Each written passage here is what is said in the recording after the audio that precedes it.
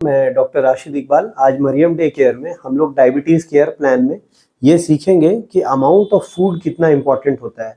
ऐसा नहीं है कि कोई भी खाना आप कितना भी अमाउंट में आप खा लें आपको हार्म नहीं करेगा। अगर आप अपना कार्बोहाइड्रेट इंटेक बढ़ाएंगे तो obviously it will harm you. तो हम लोगों को एक हाथ के हिसाब से हम लोग समझ सकते हैं। जैसे बहुत बार लोग पूछते हैं ना कि हार्ट का साइज़ क्या होता है, तो हम लोग बोल देते हैं ना it is just like the fist, closed fist of your arm बता देता है कि आपके हार्ट का साइज कैसा है। उसी तरह से आपका फिस्ट में जितना आ सकता है उतना आपका कार्बोहाइड्रेट इंटेक होना चाहिए। ओपन फिस्ट में, ओपन पाम में आपका जितना आएगा उतना आपका फाइबर इंटेक होना चाहिए। और प्रोटीन इंटेक आपका ओपन पाम का जितना बड़ा एरिया कवर कर सकता है, अप्रॉक्सीमेटली बॉडी वेट के अगर हिसाब से हम लोग बात करें तो जितना हम लोगों का लीन बॉडी वेट होता है उतना हम लोगों का प्रोटीन इंटेक डेली होना चाहिए। बट इंडियंस का जो डाइट प्लान है उसमें हम लोग हाईली प्रोटीन डेफिशिएंट है, और ये भी एक रीज़न है हम लोगों को बार बार भूख लगने का।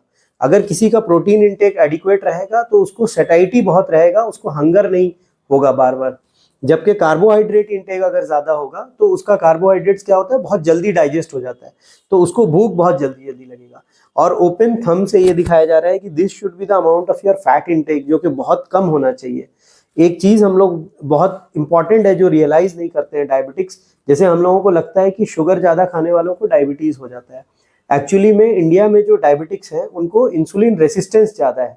जब भी उनका सी पेप्टाइड हम लोग कराते हैं या फास्टिंग इंसुलिन लेवल कराते हैं तो वो बढ़ा हुआ ही आता है, क्योंकि उनका बॉडी इंसुलिन बहुत बना रहा है। But just because of the access fat in their body वो इंसुलिन रेसिस्टेंट हो चुके होते हैं, जिसके वजह से वो इंसुलिन ठीक से काम नहीं कर पा रहा होता है। तो अलग अलग सोर्सेज होते हैं कार्बोहाइड्रेट्स के जो हम लोग देख सकते हैं। जैसे हम लोगों को ग्रेन से कार्बोहाइड्रेट मिलता है, शुगर का बहुत सारा सोर्सेज है, जैगरी है और आपका रिफाइंड शुगर है। फाइबर के बहुत अच्छे सोर्सेज सैलड्स होते हैं, वेजिटेबल्स होते हैं।